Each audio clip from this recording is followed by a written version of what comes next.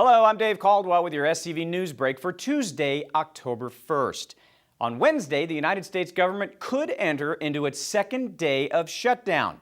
Congressman Buck McKeon talked to the media about his concerns over the state of negotiations Tuesday. This is worse than anything I've seen in my 21 years here. You know, the president and his administration have been all over the TV about negotiating with Putin and about reaching out to the leader of Iran. And then at the same time, he's saying, I will not negotiate with Congress.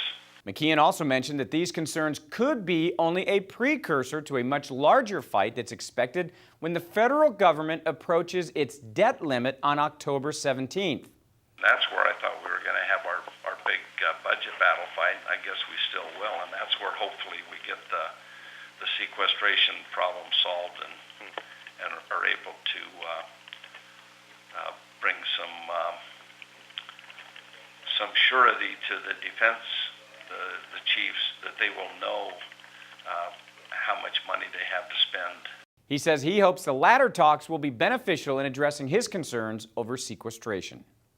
Back at home, Hart District officials have no choice but to appoint a replacement for board member Chris Fall after he resigned from the term he was appointed to last week.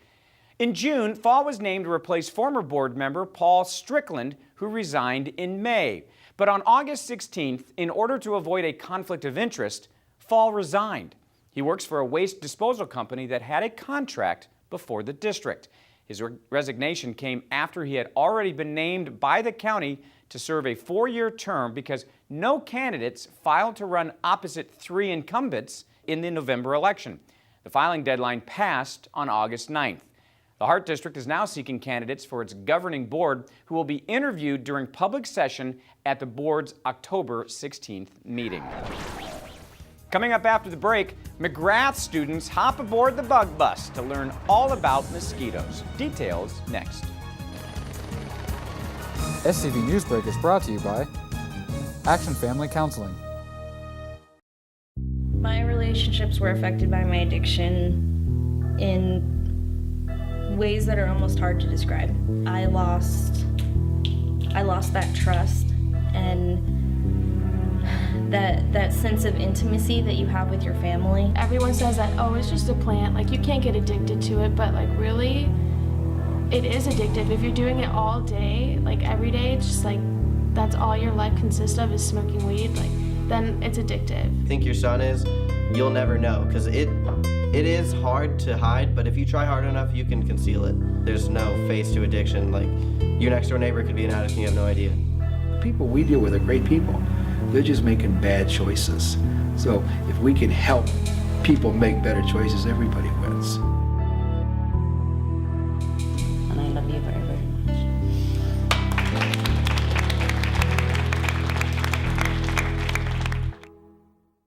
Police are looking for 2 suspects who wore bandanas and hoodies Monday night when they held up a pizza place in Canyon Country. The suspects entered the store in the 18,900 block of Soledad Canyon Road around 9:30 with guns drawn and demanded employees to empty out the cash register and safe. The suspects escaped in a dark-colored compact car headed eastbound on Soledad. Detectives don't know if the incident is related to 2 Newhall gas station armed robberies earlier this month. A Sheriff's Department employee at Pitches Detention Center is behind bars on felony charges for allegedly bringing narcotics into a jail facility. 55-year-old Juan Ortiz has worked for the Sheriff's Department for 13 years as a civilian assigned to the laundry facility. He was arrested Tuesday and booked at Santa Clarita Valley Sheriff's Station, where he's being held on $30,000 bail. Now for your weather, 83 degrees for the daytime high in the Santa Clarita Valley today.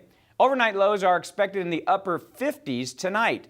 More sunny skies, but cooler temperatures in the upper 70s Wednesday and Thursday. After that, a warm-up is in store, lasting through the weekend.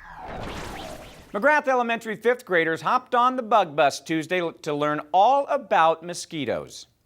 We always bring out the VecMobile to different schools in our incorporated cities to help children understand how they can help us get rid of mosquitoes. so that they can help get rid of a lot of the diseases that come along with it, like West Nile virus. On board the 35-foot VecMobile, students learned about mosquito anatomy, life cycles, diseases mosquitoes carry, and control methods.